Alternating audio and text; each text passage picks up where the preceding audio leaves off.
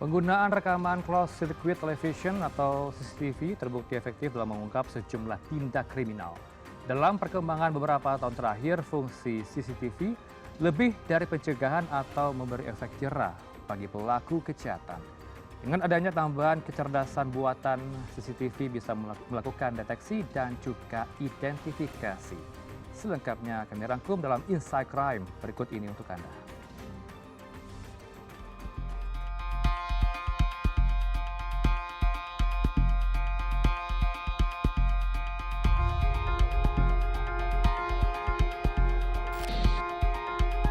CCTV ini merekam saat dua pria mencuri pagar besi rumah warga di Jalan Aluminium 1 Medan, Sumatera Utara pada bulan Maret lalu. Pagar besi tersebut digotong oleh kedua pelaku dan menjualnya kepada pengepul barang bekas seharga ratusan ribu rupiah. Berbekal dari rekaman CCTV, petugas unit Reskrim Polsek Medan Timur akhirnya menangkap satu dari dua pelaku pencurian.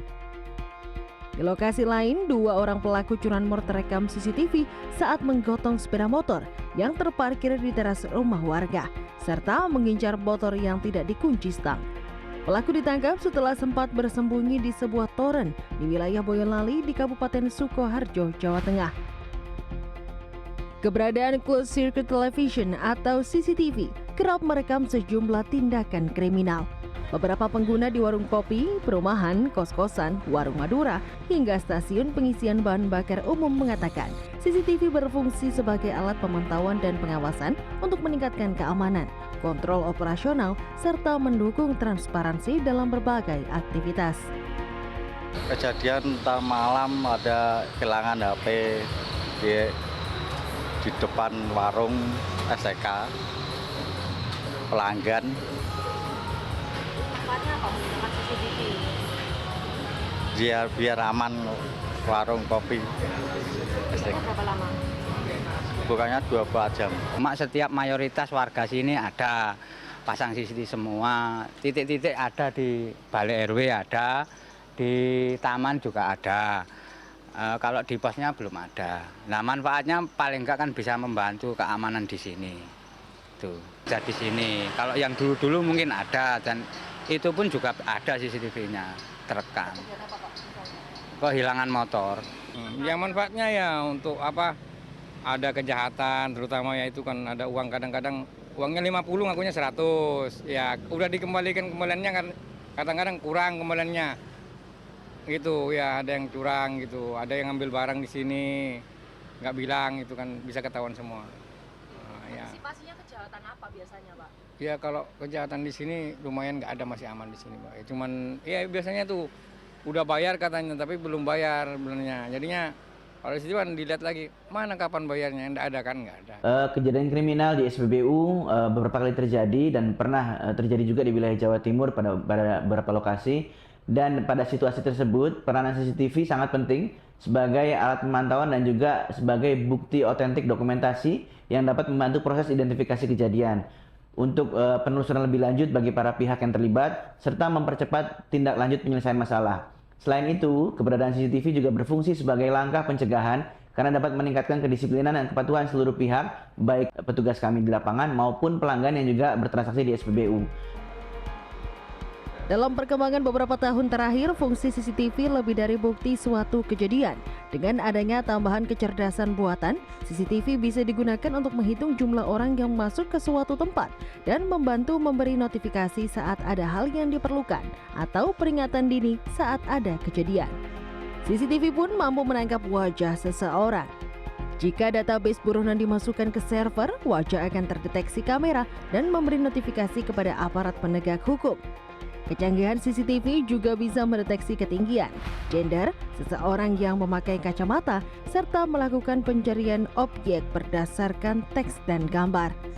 Sesuai dengan kebutuhan, CCTV bisa ditempatkan di dalam atau luar ruangan dengan resolusi kamera mulai 2-12 megapiksel. Pada malam hari, CCTV pun bisa menampilkan gambar berwarna. Salah satu distributor resmi CCTV mengklaim tren permintaan CCTV mengalami kenaikan seiring dengan peningkatan kejahatan. Alamin justru pada saat tren kadang ekonomi yang katanya orang lagi turun, sometimes kejahatan pasti semakin meningkat. Nah, cuman di beberapa sektor bisnis yang lain, nggak semua bisnis itu turun. Nah, bisnis-bisnis yang meningkat ini pasti membutuhkan keamanan. Jadi, peningkatannya, Pak? marketnya kalau di CCTV masih 10-20%, paling tidak. Pertumbuhannya maksud saya. Kenapa alasan mereka begitu aware, Pak, dengan keselamatan dan menggunakan CCTV ini? Jadi CCTV ini juga bukan cuma untuk sebagai keamanan juga, selain satu pasti keamanan, kedua pemantauan, ketiga tadi pembuktian. Pemasangan CCTV disarankan dilakukan di titik dengan rasio risiko tinggi dan berfokus pada dampak. Pemasangan CCTV bisa dilakukan menggunakan pendekatan berbasis risiko, misalnya di lokasi kepadatan atau tingkat kritikalitas tinggi. Di lift dan jembatan penyeberangan orang, CCTV dipasang untuk mencegah tindak kriminalitas, memberikan rasa aman bagi pejalan kaki, dan membantu aparat dalam memantau situasi secara langsung.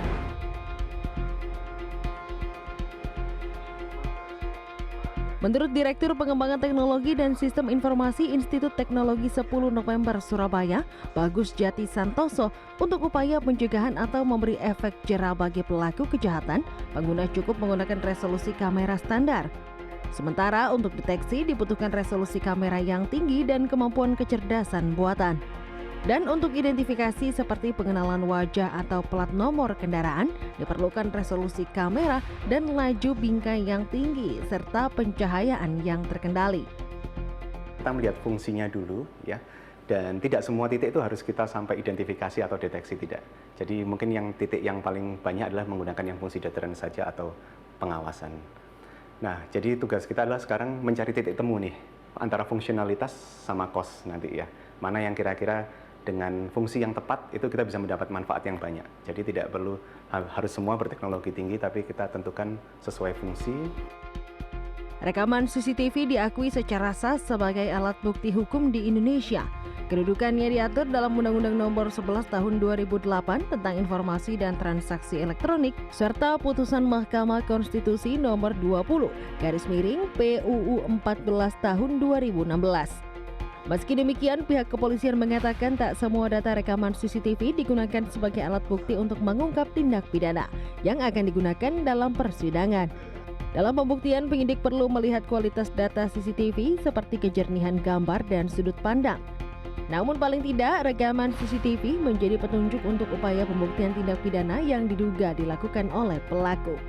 Sejak Januari hingga Mei 2026, Direktorat Reserse Kriminal Umum Polda Jawa Timur maupun Polres di wilayah hukum Polda Jawa Timur telah mengungkap 79 kasus dari rekaman CCTV. Ya, walaupun tidak seluruhnya kita gunakan CCTV, tapi ada juga yang kita gunakan berdasarkan barang bukti CCTV, yaitu tindak pidana kriminal umum. Contohnya seperti pencurian dengan pemberatan, ya. Kemudian ada pencurian kendaraan bermotor, lalu ada penganiayaan. Ini juga kita ungkap dengan menggunakan barang bukti CCTV. Ada sejumlah kurang lebih 79 kasus dari Januari sampai dengan Mei ini. Untuk menekan angka kejahatan, kehadiran teknologi CCTV juga harus dibarengi tindak lanjut nyata, seperti respon cepat aparat maupun optimalisasi sistem pemantauan di lapangan. Tim Liputan, CNN Indonesia.